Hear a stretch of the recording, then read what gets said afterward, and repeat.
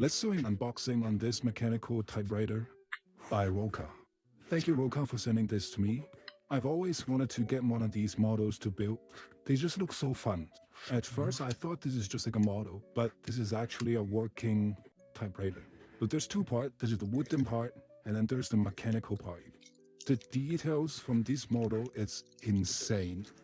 Honestly, compared to any kind of Lego or puzzle, this is pretty hard to build. So the whole set comes with tools that you need to use. Also, you don't need to glue anything. You just need to pop out all the pieces and then assemble them together. Look at this one. It even bent. This model is so detailed, you have to assemble the smallest part for this typewriter. And you don't need any extra tools. It comes with the screwdriver, nail clipper, all the screws and springs. There are extras, so you don't need to worry about losing them.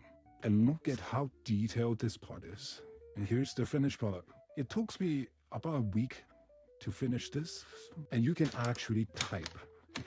They have so many different models on the site. Check them out. Honestly, they're so good. They're so fun to build.